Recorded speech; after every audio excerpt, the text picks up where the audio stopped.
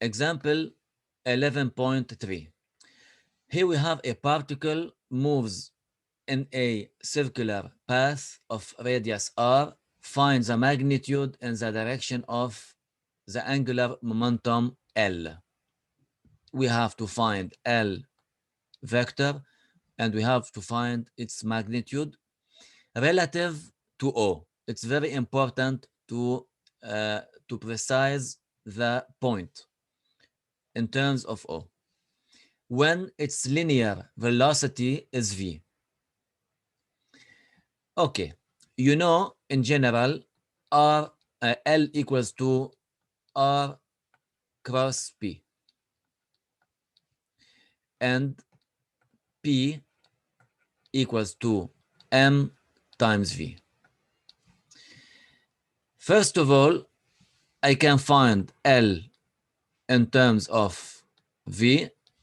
I can find L in terms of omega. Also, I can find L in terms of I and omega. You have to find this one, and this one. First of all, here the magnitude equals to R times mv times sine the angle between R and V. You know, A cross B equals to A times B times sine the angle between A and B.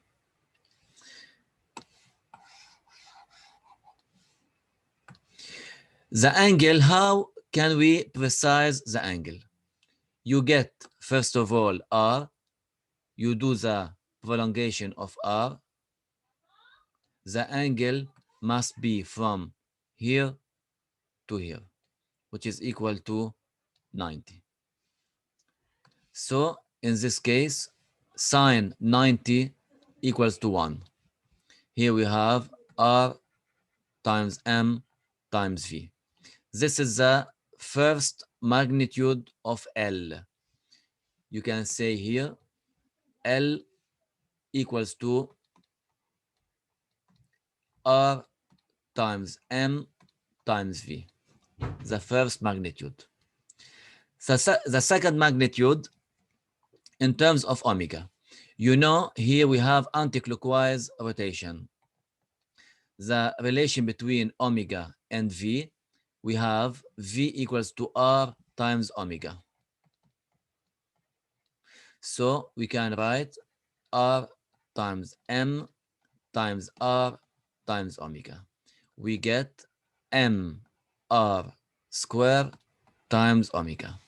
This is the second relation of L in terms of omega.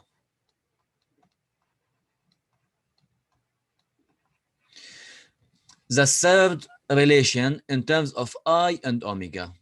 You know, I of this particle equals to I Cm plus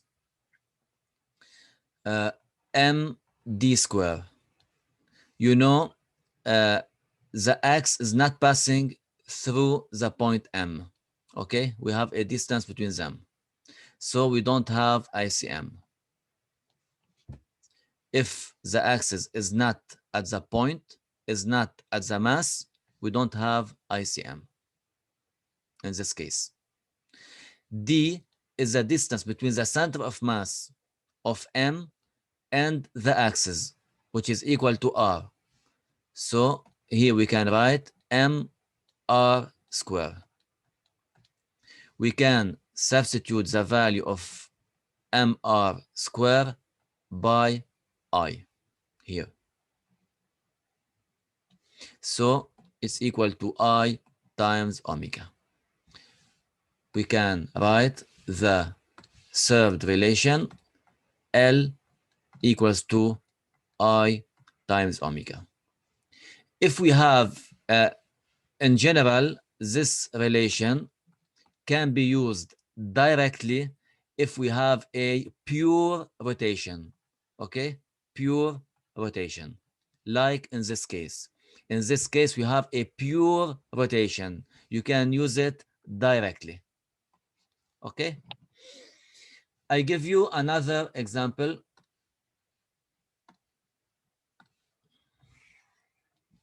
Let's say we have, for example, a particle here, a bullet is moving with a velocity v. This bullet has a mass m. I want to find that here we have a linear motion. I want to find the angular momentum of this bullet in terms of a point O. Okay? Here we don't have a circular motion. You can use directly L equals to M equals to R cross P, which is equal to R cross M times V. Where is this vector? It simply is a projection from the center O to the V, to the velocity V. How?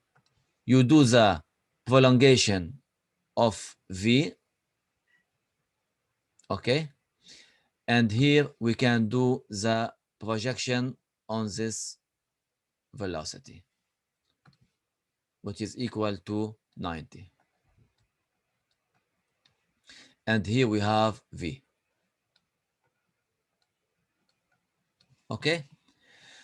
In this case, we have R times M times V times sine the angle between R and V. How?